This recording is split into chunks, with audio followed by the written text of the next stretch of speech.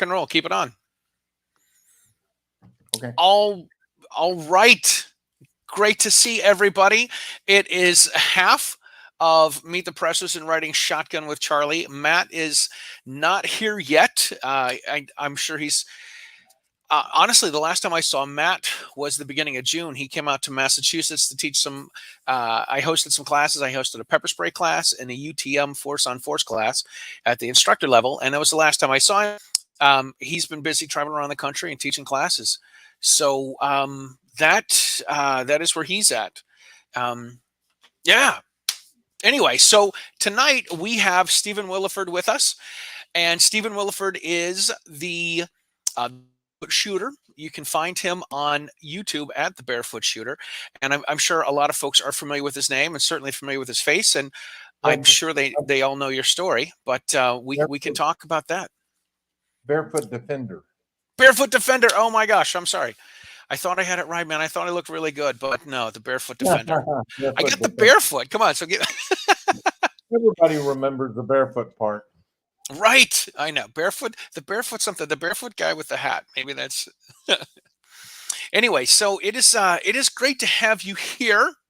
Hey, from Merritt, Texas, from Chuck Renfolk. Chuck, thanks for tuning in.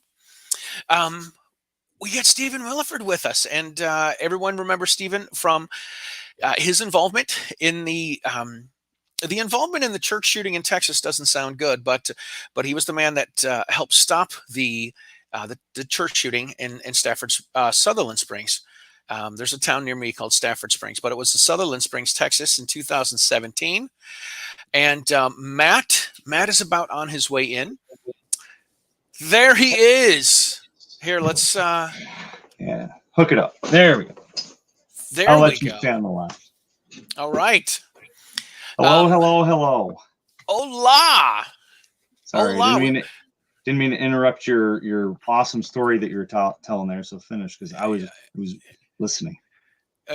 Well, we're glad you're here, man. Anyway, so too. Stephen Willeford's the Barefoot Defenders helped stop a mass shooting in progress back in 2017 in Sutherland Springs, Texas, and I hate saying it made him famous or put him on the map, but it's why we all know him and why we've all seen him.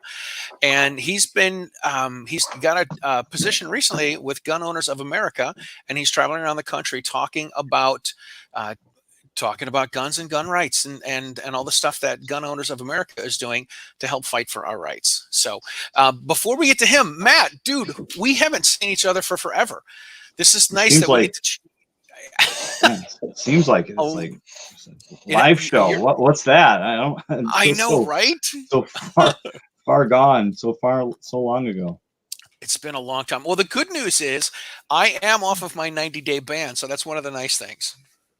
Yeah, I know. We kept saying, like, how soon are you going to be off the ban so we can actually promote it on your social media? Right. Dude, less than a week after the ban was lifted, I got something that said, "Oh, hey, we're putting a strike against you." I'm like, are you kidding me? It's ridiculous. It's for stupid, silly memes that Facebook thinks are serious. It was probably from like 15 years ago, right? Like something that happened a while ago before. Yeah, don't wait till those 87,000 IRS start hitting us. Right. Right.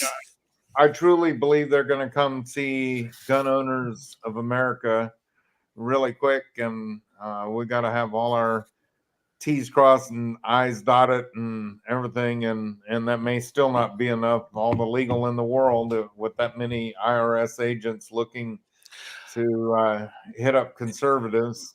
Yep. My problem is that I dot my T's and cross my I's, and they'll come after me first. Well, they're weaponized the FBI now, now the IRS is the next thing that the government can start doing. Yeah, didn't a few years ago, wasn't during the Obama years, wasn't the IRS like buying up millions of rounds of ammunition? Oh, they still are, from what I understand. They did that again. Great. Completely unrelated, but not unrelated on that particular topic. I'm going to see if I can pull this up. I saw some job description on Facebook for IRS agents, and one of the things talked about about being willing to carry a gun and use it in self-defense, as well as being willing to get into physical altercations with people. So I'll see if I can find this, but it's a little scary. And I didn't know if it was real or not, but it kind of looked real. Days of the IRS agent and the calculator is a thing of the past. Oh yeah, totally. Surely it's not real. What's that? I said, surely it's not real. Maybe it was Babylon B or one of those. The Babylon Bee is having a hard time making up headlines. It's like, wait, is that Babylon? Where's the Babylon Bee icon? Because I don't right. see it on the screen. Right. You hear these. You hear the headlines. You read the headlines, and you're like, "This can't be real, can it? Like, is it from Babylon Bee or is it from CNN?" It's a double. You do a double take. So there's some statistics I did for the radio show I do locally here every Wednesday. 103 executive agencies outside of the Department of Defense, so outside of the military aspect of our federal government, spent $2.7 billion on guns, ammo, and military equipment from 2006 to 2019. $2.7 billion. Apparently, and I have some friends inside the industry that say that's why we're having so much problems getting primers. Winchester and CCI have contracted for the next year and a half. All their primers go to the federal government. Wow. I mean, you're a business. What do? You say no? I mean, when you got a guarantee of sales, it's like farmers. They go to farmers and say, listen, we'll pay you not to plant. Right. I mean, how do you say no to that? Yeah. Right. You're going to make, is it the same or more money to not do the work? Right. Yeah. More money or even the same money and less work. It's like, well, the same money, and then I can go out and get another job and double my income. Right. That's what the that's from Mark. Under the Constitution, the citizens were never supposed to pay federal taxes, only state taxes. Yep, that is true. And federal government being armed to the teeth and defund the police, so take away the police from the state entity, make more federal police. Sounds like they're getting ready for something. I don't know. Something. I did hear this from another French show that if an ammo company has a contract with the government can come in and say, we have a contract for 1.5 million rounds of ammo. The next 1.5 million rounds of ammo you produce are ours. So they can just come in and cut to the front of the line. So it would kind of make it where you wouldn't want to sign a contract with the government. Right. So devils in the details, right? Yeah. Yeah. It's scary. Did you see what they did here in New York? New York. So our governor put a directive down that no off-duty law enforcement are allowed to carry at the New York State Fair. The New York State Fair, no law enforcement who are off duty, only on duty. And guess who only works on duty? The brown shirts. I mean the gray shirts. Oh man! New York State troopers are typically the only one working law enforcement on duty. I would avoid that. Yep. I would avoid that like a plague because that's making a gun-free zone. Yeah. You know what happens in these gun-free zones? Absolutely.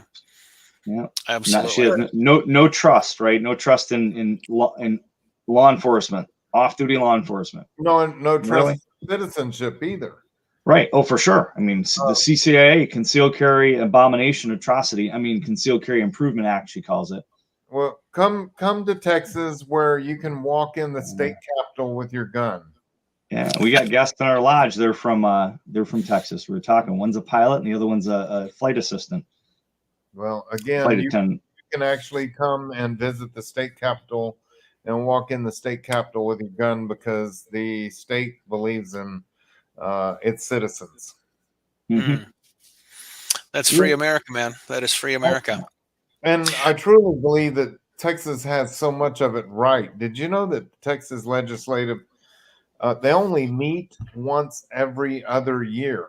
They don't meet every year. And Really?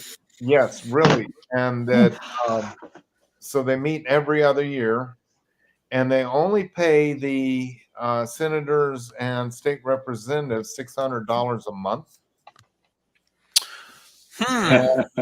And then, so you really have to want to enact change and do something for your state to be able to be a representative, because it really doesn't pay. And then on top of it, on the House side, they have and I think truly that the federal government should enact this. They have what's called a same subject ruling. On the House, any bill brought before the House they can't put an amendment on it unless the amendment is the same subject of the bill, or the House can't see it. They can't vote on it. They can't discuss it. It has to match with the same subject ruling. Well, you know what? You just made me think of something. And people are saying it, you're saying it, so I'm going to say it. And God bless Texas. So guess what I'm doing, Charlie? You're switching to the Texas flag? No. Oh. No. Oh! I was wondering if you were going to work on that. I wanted to try to interject. So one of the things that we do, Stephen, is we are fortunate enough to have some sponsors, and one of them is Next Level Training. And we are going to be giving away a $400 CERT pistol. So what folks need to do is they need to go to meetthepressers.com/giveaway and enter the code Texas. So that is great. I'm glad you got that up and going, Matt. I wasn't sure if you were able to crank that out while you were getting everything going here. And so it's going to be that one, by the way, the $400 one, not the $250 one. Sorry. Well, and the great state of Texas, where the old gray-haired men like myself and Jack Wilson, just because we're old and gray-haired and stuff doesn't mean you can count us out. Well, you make a good point as far as not the gray hair thing. I mean, but the Texas thing, as far as that, I mean, do you feel that because the luxury that your state actually likes and supports constitutionally carrying citizens, do you think that helped facilitate the ability for you to be able to do what you did to save lives, as well as Jack Wilson? Do you think that played a part? Well, absolutely. For the fact that Jack Wilson could carry in the church and train a volunteer team and stuff. And he started his team a month and a half after Sutherland Springs happened. And the fact that I ran across the street with an AR-15, I actually thought I was going to jail that day, but instead they treated me as if I was some sort of hero or something, if that would have happened in New York or California or one of the liberal states, I would have gone to jail. Yep. It's a Class D felony if you carry a firearm in a sensitive location as of September 1st. One of those AR-15s like I used, Yeah, it's scary. We're living in a rough area these days. A few weeks ago, I went to a seminar that was hosted by U.S. Law Shield just north of Boston, and the attorney that came out to talk said he flat out came out and said, "Hey, folks, we live in Massachusetts. Even if everything is justified, you're afraid for your life. This person's threatening your life. You're in fear of grave and bodily danger, and you use a firearm. Even if you don't shoot somebody, you're getting in trouble. You're getting arrested. You're going to jail. You're going to have to deal with all this stuff, and you're going to have something like U.S. Law Shield or the USCCA, program, or firearm legal protection. You're gonna have to have some sort of program like that to be able to protect you, even if everything is completely justified under the laws of nature and common sense, really. But he said you're still going to get yourself in trouble." See, and I traveled and I spoke for U.S. Law Shield. I didn't work for them, but I traveled and I spoke for U.S. Law Shield because I'm the perfect example of why you're going to need a gun. And again, I don't work for U.S. Law Shield or anything, but I will tell you, if you're involved in a shooting, you're going to need a lawyer. You're going to need a lawyer. Absolutely. if you're involved in a shooting, and I didn't need a lawyer for my legal defense, but I needed a lawyer for the media that I didn't think I never would have thought of that. Sure. And so, that's a plug for, I guess, USCCA, US Law Shield, Firearms Legal Defense, or whatever you want to call it. You're going to need a lawyer. And for things you never thought you would ever have to have a lawyer for. And the scary thing too is I don't know if everybody saw that one video where the place was being robbed, and he took a knife and he stabbed the person robbing the place in the back. Oh, yeah. And the guy goes, "I'm dead. I'm dead." Because he'd stabbed him. Okay, I'm getting two of them mixed up. Yeah, that was in the Bodega, right? The No, Bodega in New York. That one was in another shop. It wasn't the Bodega. That was the one at the Bodega. It was the man that got attacked by the girlfriend of the, that ran in there and started beating on this 60-year-old man, and the guy was in his mid-30s and just a bully, and started beating on him, and then apparently the girl slashed him in the back with a knife. He pulled out a knife and he killed the guy. But I know the one you're talking about too, Matt. Yeah, that's I think it was New York City, right? The one that happened where the two people came in to rob the place, or they were trying to steal something, and the one guy jumped over the counter and he ran over to him and started stabbing him. And that guy is like, he did interviews afterwards, like, yeah, I didn't see a weapon. He needed an attorney. He needed to shut up and be like, I don't know, tell the truth. I'm not telling anybody to lie, but hey, be smarter than, yeah, I stabbed him to death. I stabbed him 7 times. He deserved what he got for trying to steal that little $5 charger right there. Yeah. Oh, it was Las Vegas. Okay, thanks, David. See, and that's another thing too. When I traveled with US Law Shield, I found out, because every time I traveled, I would do it. I would do one of their events, and then have one of their own lawyers talk to us about the state laws and stuff. And getting back to the great state of Texas again, we are the only state where we can use deadly force to protect our belongings. And now, I don't think I would ever, if you're going to steal my most prized possession, I don't think I would ever want to take a life for that. But it's nice to have that on the books. That way that burglar or robber knows what he could be facing. Right. I coined a phrase called the 4 horses of your apocalypse. And I really try to get it across to my students that it's more than just the criminal aspect. And that's like in Texas, criminally, you're not going to be charged, most likely. But that doesn't mean you won't be sued civilly, different level of court. Doesn't mean you're not going to have the mental effect on you because you stabbed somebody, shot somebody, whatever, because they were stealing your personal stuff. And then the jury public opinion is going to be out against you. They're going to hate you because you killed somebody over something tangible that neither you or they could take to the grave. It's really not worth it.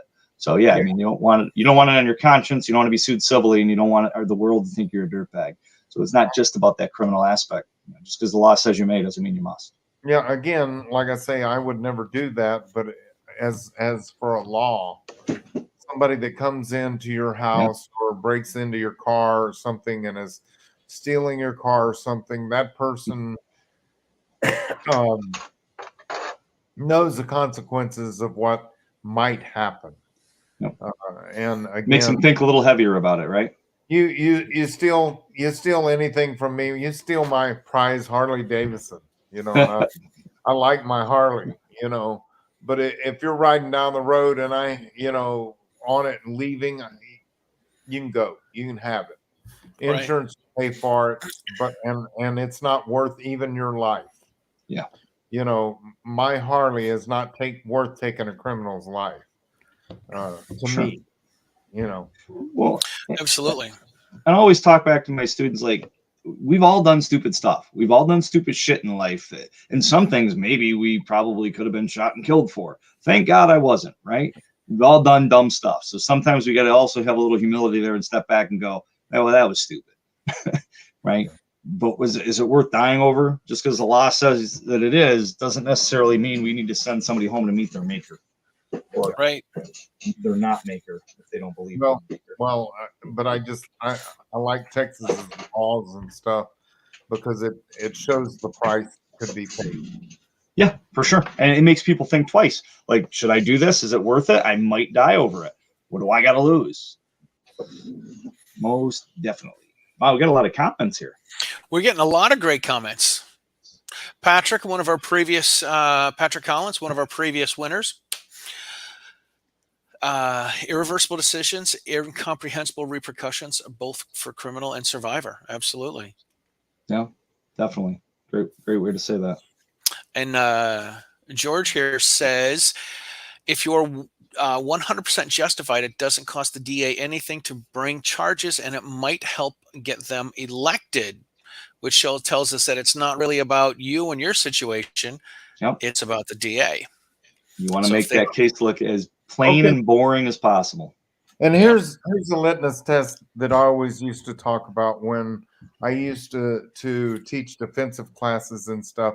Here's my litmus test.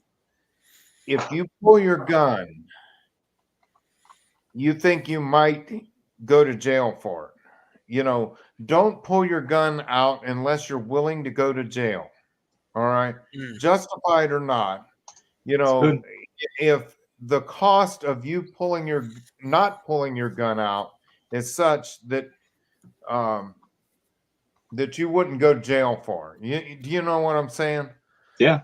The cost of me not doing what I did on November 5th, 2017 was such that I would be willing to go to jail if need be. Too many people would have died had I not pulled my gun.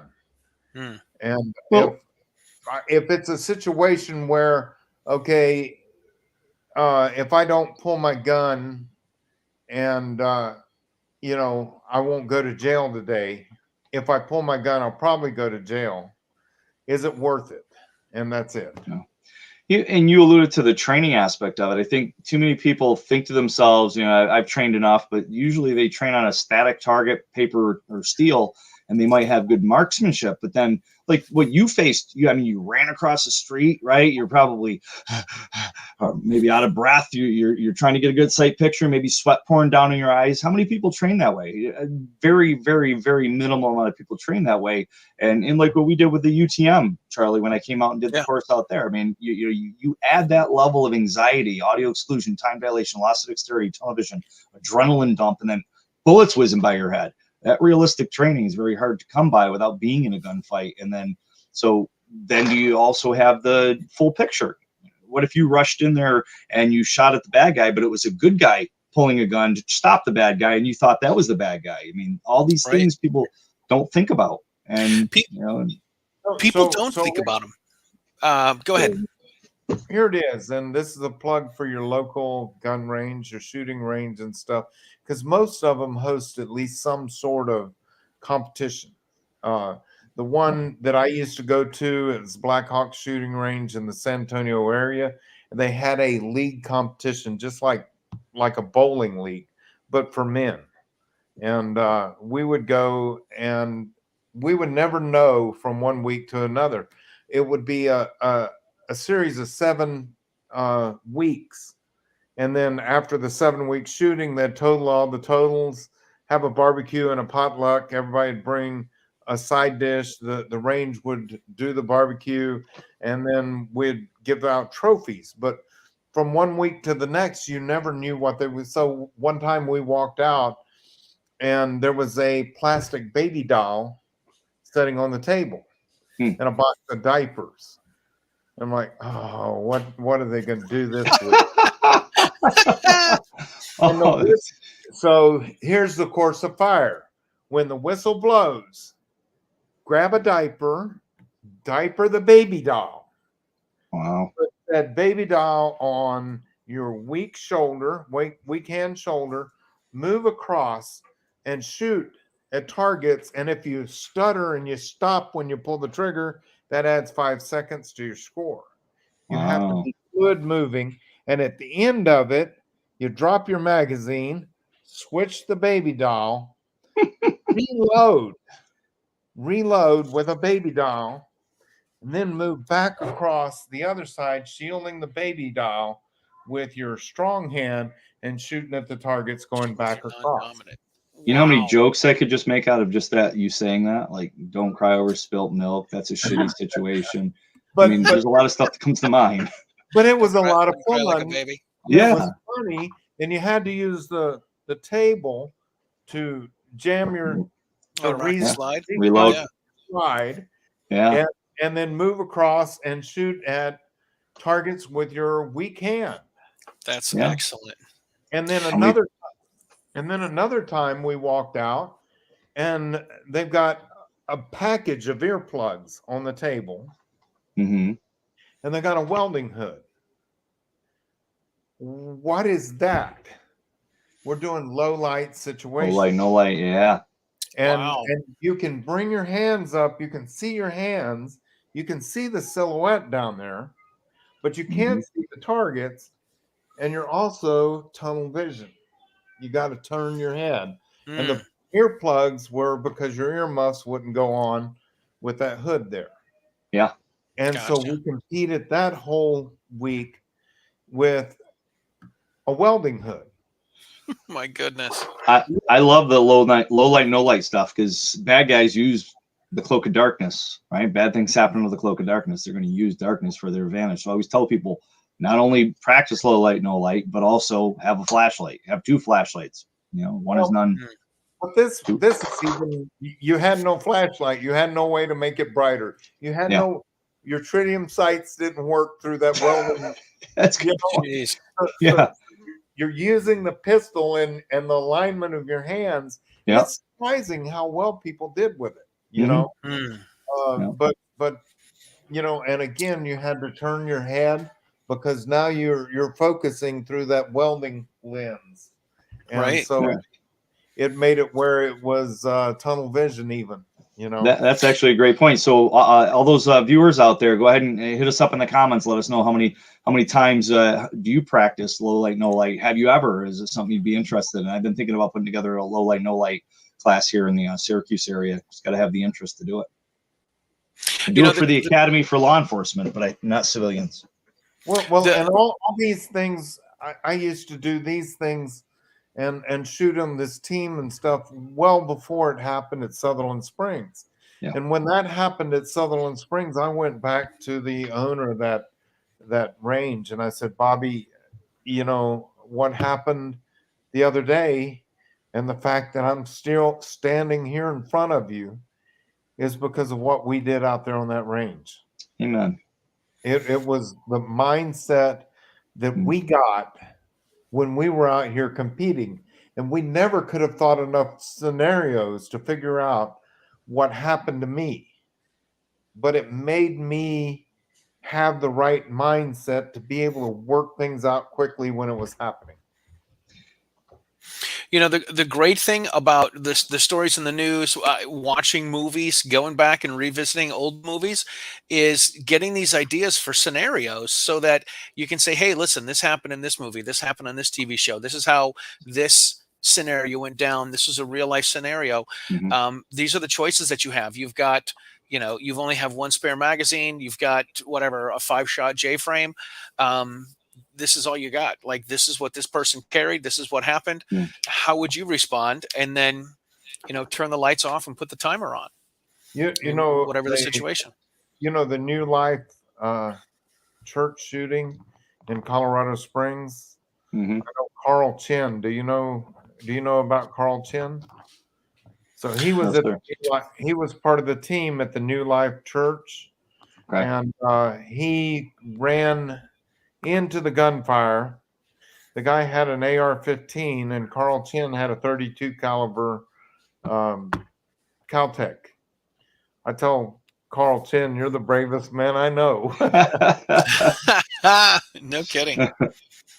Kidding. You made a point about scenarios, and Pierce was actually one of the first. He helped me co-instruct the very first UTM course down in Florida last September. And I'll be back down there this September, and I'll actually be down in Fort Hood area in November doing the UTM and Sabre courses. So if anybody's in the Florida or Texas area, I'll be down there teaching those classes in September and November. They're up on the website. But Pierce said that the no shoot scenarios in UTM really bring it to reality, because you really have to discern that information and be able to handle that situation. It isn't just always a shoot scenario. And you don't have to be a really wealthy man to think about some of these scenarios. So I go to Walmart and we buy what's called a party pack. If you go there, it's a little canister of helium with a package of balloons and some ribbons. And I have a friend with a radio-controlled Humvee, actually. And so what we do is we tie, say, a red balloon and a blue balloon on a string at the base of the balloons. We tie them together. We put the string out far enough where the Humvee isn't going to get hit. And then we move it across the field, and you have to call red or blue and take the red or blue out and leave your hostage untouched. Yeah. We did that in the academy for law enforcement. I bought a little RC remote control car, and I basically stood there, and I had the students, the recruits in my academy, blow up 3 different colored balloons, and I put a little string on it, put helium in it. I bought a helium tank, and then I tied it to the back of the car, and I had them drive. And I called the balloon color, and they had to engage the colored balloon that I called. And I'd purposely speed up or slow down to move it just after I call it. Or I'd call a balloon that I saw was on the backside so that they'd have to wait for their opportunity, or they'd have to laterally move left or right to be able to get the shot. Yeah, that's all great training. It was really funny because I took a police officer out there once. He was actually the police officer that was the first to respond to the scene at Sutherland Springs. He's a good friend of mine now. And we tied 2 balloons together, and we just floated them and we stapled it to a wooden target. And at one point, he was supposed to get the purple balloon, and the purple balloon went around the back of the plywood. Yep. He popped it. He said that demonstrates the difference between cover and concealment. That's true. He was still able to get the balloon, even though it went around the backside of the target. He nailed it and said, "That's the difference between cover and concealment." That's awesome. That's awesome. There's so, like the training possibilities are really endless. Like wherever your imagination can take you. Yeah. Which is really, really, really and cool. Again, like you were talking about earlier, always, you hear about a scenario. And I had told an apprentice long before the Sutherland Springs shooting happened, he was working with me, and I told him, always be ready, always beware, always think about these scenarios and stuff. And then after the shooting, he was like, "You were serious about that?" And then later, the El Paso Walmart happened. And he said, "Okay." He said, "So you think about these scenarios?" He said, "What would you have done if you were at the Walmart and didn't have your gun on you?" And I said, "I don't understand the question." Doesn't happen in my world, Sonny. Right. Yeah. He asked it again, and I said, "I still don't know." He said, "Oh, I see what you're doing." He said, "But just play with me for a while. And what would you have done if you were at the Walmart without your pistol?" And I said, "Well, okay, now I'm at the Walmart. My pants are at the house." You'd be arrested for indecent exposure. Right. My pistol's in my pants, so I'm in my underwear in Walmart. And the shooter's shooting. It is Walmart, though. Right. It could be your pajamas, right? Yeah, very true. Well, and at the time, Walmart carried guns and stuff, And I said, the shooting starts. I run past you and I grab you and I say, "Follow me." I said, "We're going to go to the sporting goods department. I'm going to take something. I'm going to bash out the window. I'm going to grab a Mossberg 12-gauge shotgun. I'm going to pull out my pocket knife. I'm going to pop the trigger lock off of it. And then I'm going to take the butt of it, bust out the ammunition. I'm going to grab 12-gauge ammunition." I said, "You're going to do the same." And then I'm going to send you around that side of the aisle and tell you when you hear me shoot twice, give me 2 seconds after the second shot. And then I'm going to duck back around the corner. He's going to turn to me if I haven't taken him out already. And I expect to hear you shoot twice.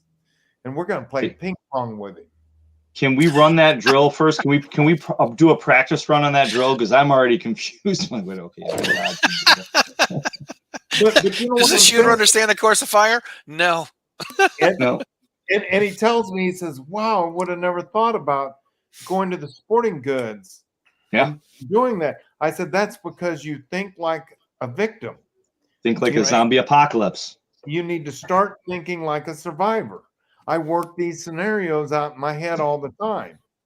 This has really turned into a training episode, right? I mean, it's good though, because it makes people realize that, hey, listen, DSF, all right, Pincus and USCCA's course, luck happens.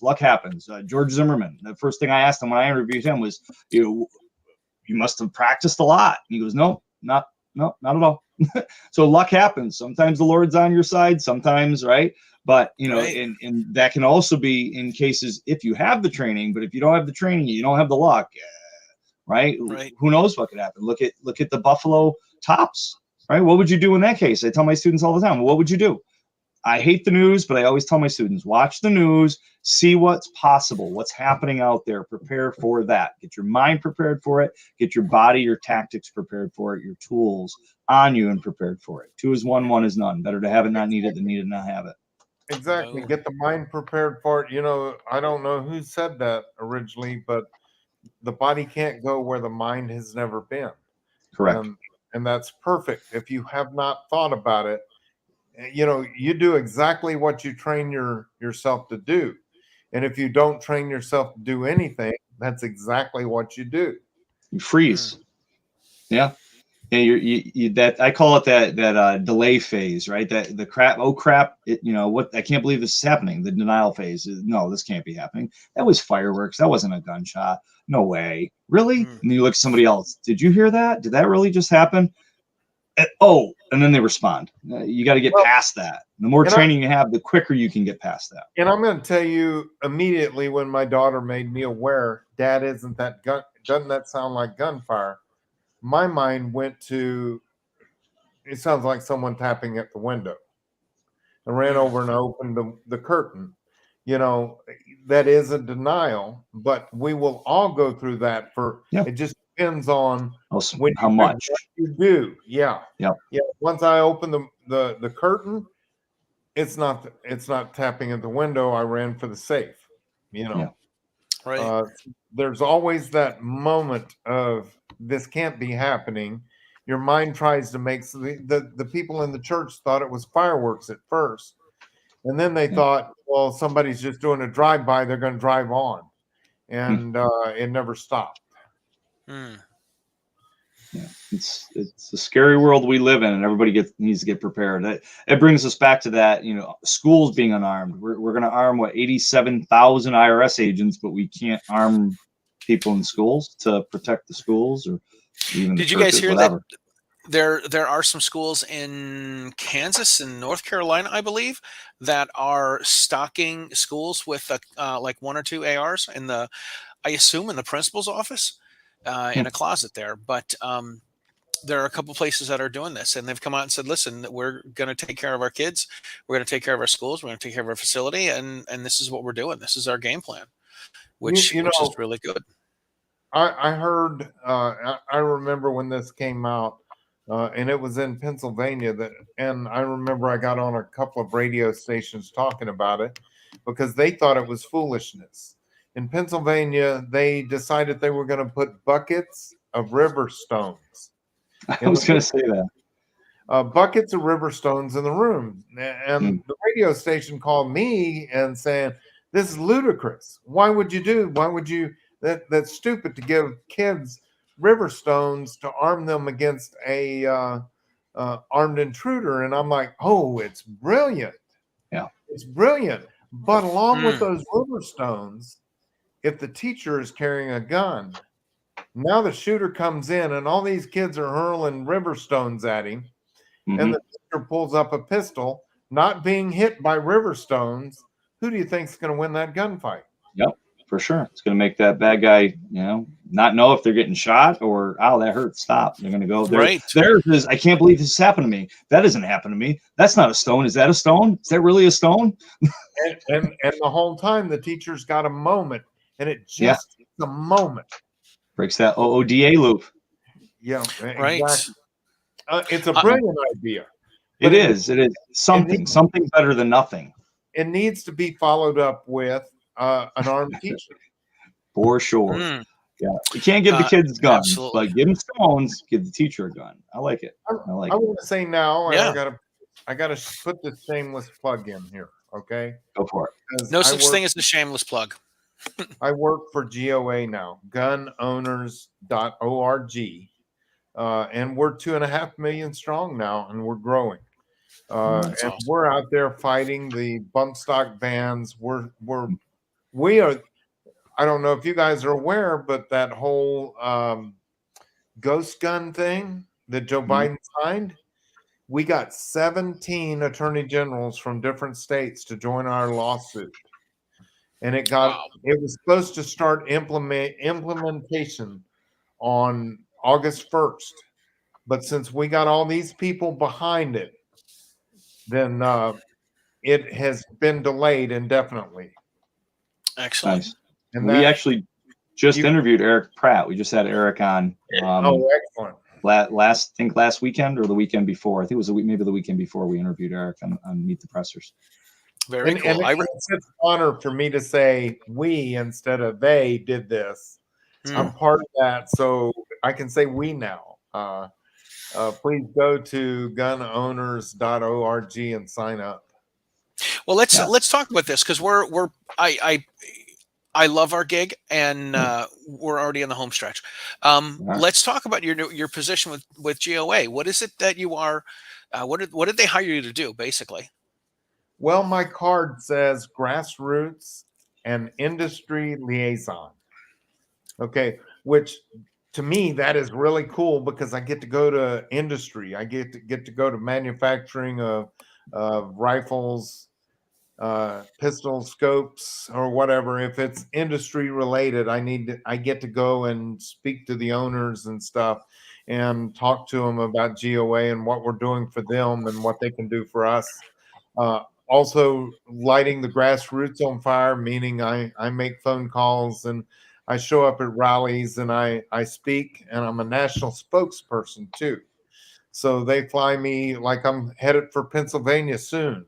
And so I'm going to go to Pennsylvania and I'm going to support Mastriano. Nice. I'm going to be supporting down in Florida, DeSantis.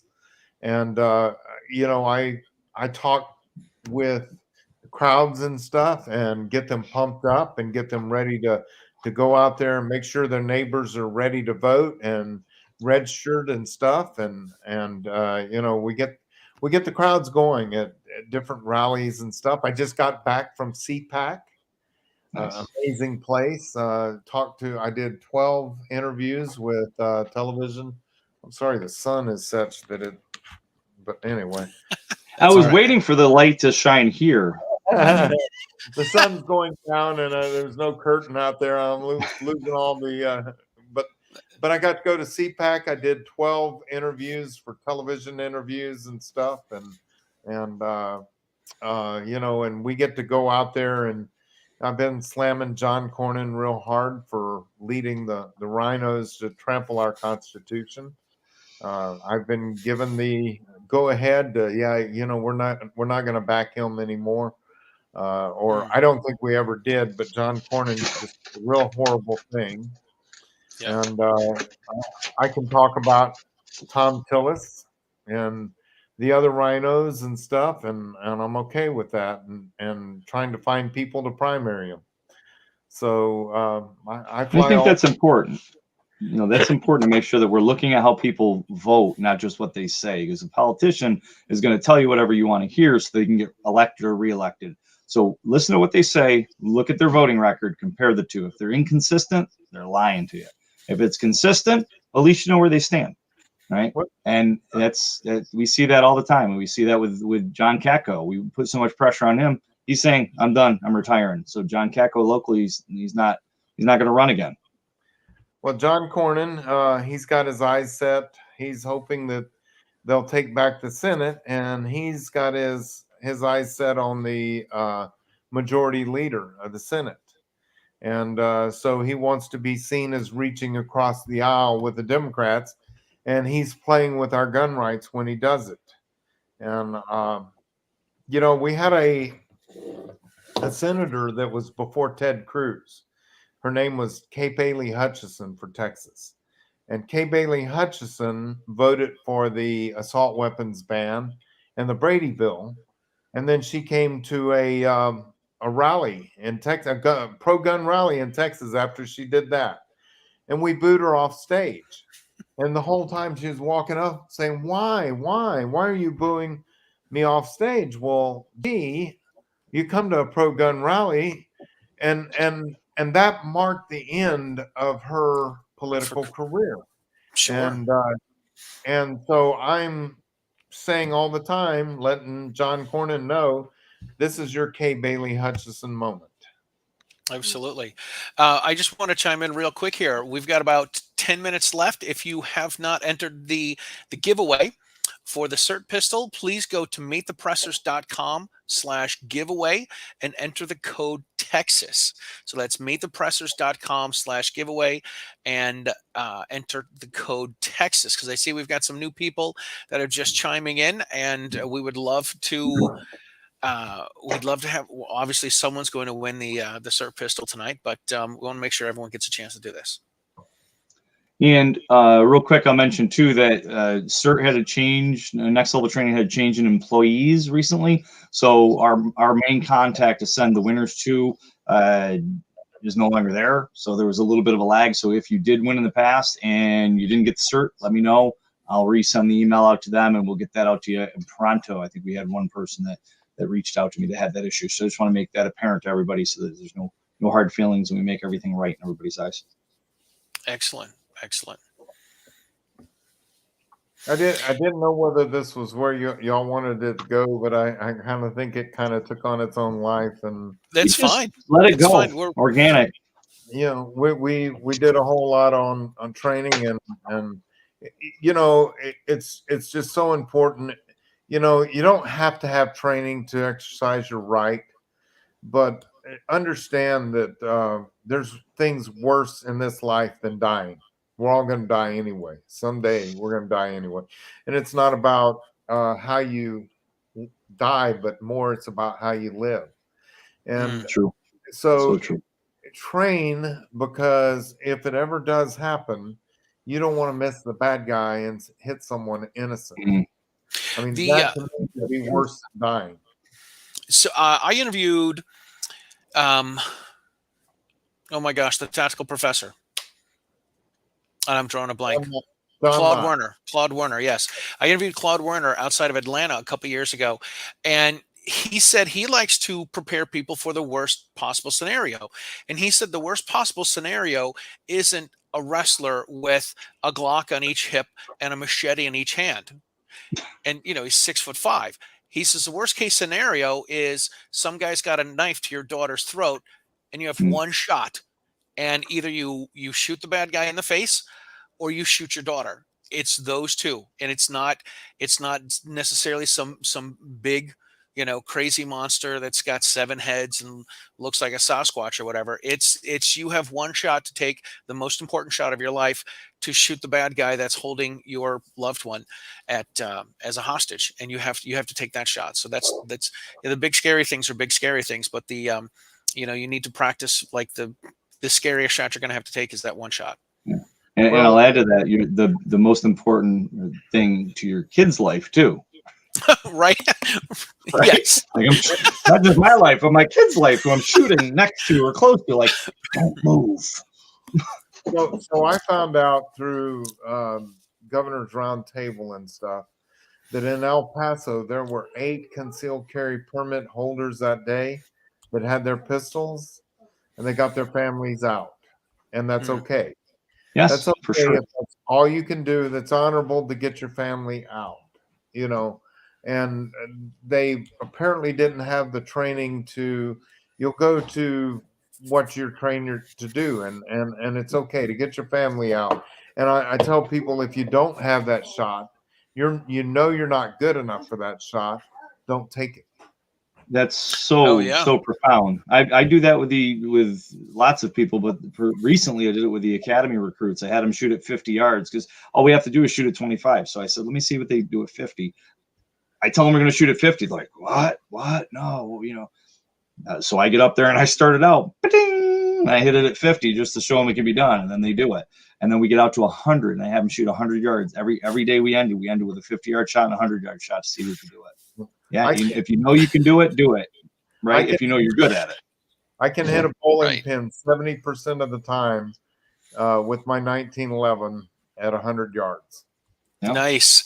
I went out yesterday, and I'm working on the qualification for doing a qualification to get a New Jersey carry permit, and you have to do 6 shots at 25 yards, and you have to do it on a Q target. And I will admit that out of the 6 shots, I did not hit the Q target once, and I'm shooting a 38 J frame with a 2-inch barrel. I was pretty excited about that. And then, of course, the closer I got, there was honestly, out of the 50 shots I took, that one shot, it's 25 yards, was the only one that was not on the Q. Is So that that what was, you carry? Is a J frame? I am old school. Yes, I carry a 5-shot J frame. We're not friends in it. Matt, Oh, come on. What do you carry, Matt? A badge is what he carries. It's a PPS M2, Walther PPS M2. So that's my off-duty. My on-duty is a PPQ M2. I carry a Springfield Armory Hellcat. Nice. I actually had a student in the class. Clint and I did a demo on that. We did a review on that at SHOT Show when it first came out like 3 years ago. And that's got an aggressive grip. I had a student that took the NRA basic pistol course last weekend from me here, and she had one. And that's a nice little, it sticks in your hand. It has really quickly become my favorite carry. I used to carry a Ultra CDP Kimber. Okay. And I still call it my dress gun. And, it's just gorgeous. It's just drop dead gorgeous. And if I'm in a suit and going out and doing a speech and I want people to see, then I carry the Ultra CDP Kimber. And which, by the way, I can hit a bowling pin at 100 yards with that Ultra CDP also. So you said 70% of the time. So is the other 30% because the Kimber malfunctions on you, or? Oh, no, actually. Yeah, well, Matt, I wanted to tell you, we just got an email from Kimber tonight. They were going to be a sponsor. Oops. I've never had a problem. Of course, the only Kimbers I own come from the Kimber Custom Shop. And I don't ever have any problems with my Kimber. But I have to be better with my Kimber because I only hold 7 rounds. Touche. This is true. All right, 1 minute. We're closing down the giveaway here. So if you haven't gotten in, get in now. Pressure.com/giveaway and use Texas for the keyword, the code word. Right. All right. So what? So what else, Stephen? Let's wrap things up. How can people find you, and all of the? How can they find the Barefoot Defender? Go to thebarefootdefender.com and you can see my website. You can book me to speak. Go to just plain Barefoot Defender on YouTube. It's been a while since I've done a YouTube, but I did a lot in the past, and since I'm traveling so much with GOA now, it's harder to do my videos and keep up with Barefoot Defender. But you can see the videos that I've done in the past. And go to gunowners.org. And really, that's the important one, because the more people we get signed up at gunowners.org, the louder volume we speak with. And while we're out there really hitting it hard, and we are the ones again that did the bump stock ban and stuff, and it got overturned, and we did that on our own.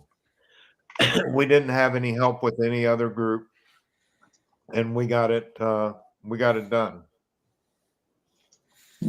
Nice. Keep doing good things, sir. It's you're amazing, and your spirit and your direction and love for the human life is amazing. So keep that up, and hopefully lots of people will aspire to be as generous and caring as you are, and we can turn around some of this evil in this world.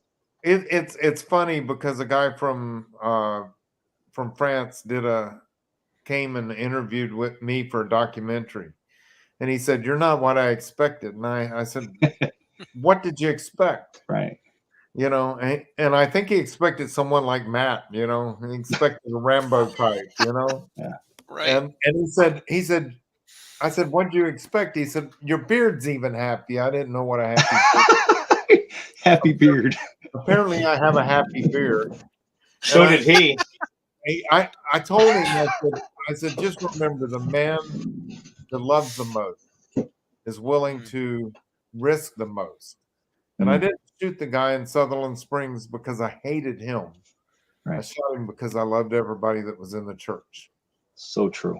That's amazing. Absolutely. You know, we carry these tools to protect ourselves and our loved ones, and we can expand those people that we love. You know, one of the things that I like about my show is that I get to take people out, have a conversation in the car with them, and let people realize that they're regular people. They're no different than anybody else. They've got family, they got activities, church, community, all these things that they're involved in, and that we carry to protect us and our loved ones, and that's really what it's about. I tell people that all the time. I'm no different than you are. I'm no different than you are. It just happened to come to my doorstep. And they say, everybody's got how could you do what you did? And I'd say, how could you not? If it comes to your doorstep, how could you not? Because in the morning, you're going to get up and you're going to look at yourself in the mirror. Can you live with that man if you did nothing? Absolutely. For sure. Yeah. Everybody's got a different calling. So, you know, just trust your gut, trust your heart, and do what's right. I think that will make this world a lot better of a place. And trust your training. Yeah, amen. And get more if you don't think you have enough. You don't know what you don't know, for sure, right? Yeah, absolutely. We're doing. We have Masad Ayub coming up in November. We're hosting Masad for his Deadly Force instructor, Clinton and I, out in Western PA, and also I'm doing the Saber Red Master Instructor for law enforcement. I'm doing the Taser Master Instructor, Civilian Master Instructor. I'll be one of the first handful for that company. So, I mean, every year I even train, even though I train thousands of people annually around the country, I'm taking classes too, because it's perishable for me, just like it is for everybody else. Absolutely. So, sir, pick a number from 1 to 20, please. Give us a number from 1 to 20.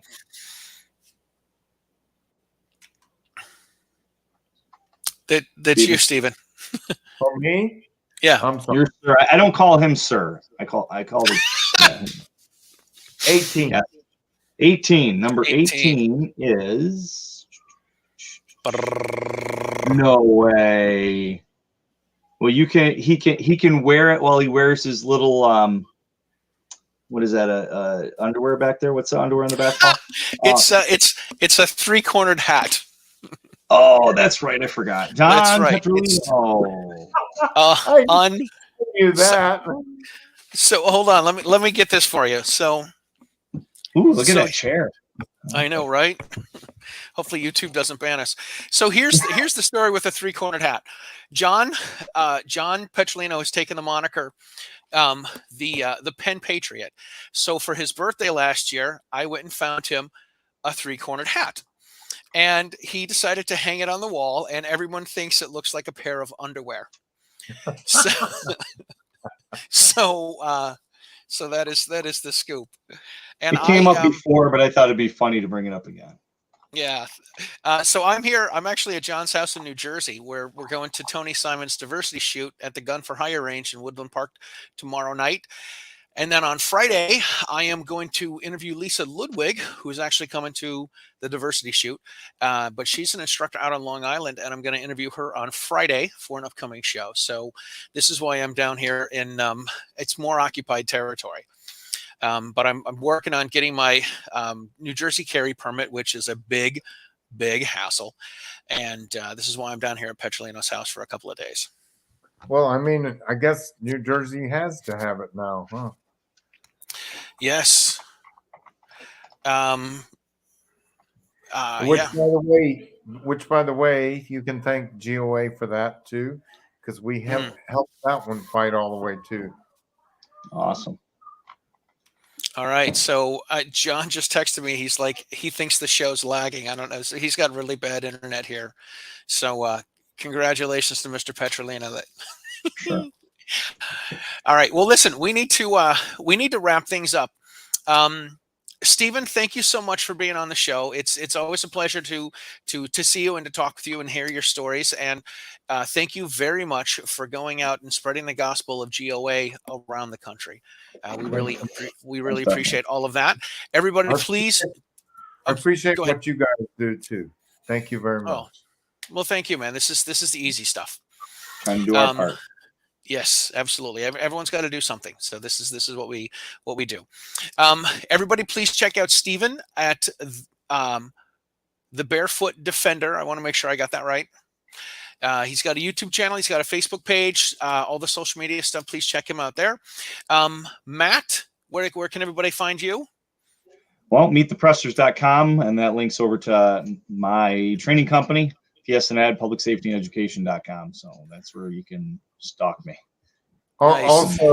Also, you can follow me on Twitter at Good Gun Guy Willie. Good Gun Guy Willie on the Twitter. Very cool. Very cool. Good Gun Guy Willie. Awesome. Please check out all my stuff. Writing Shotgun with Charlie on YouTube. I just put a show out with 3 different ladies who have never fired a gun before.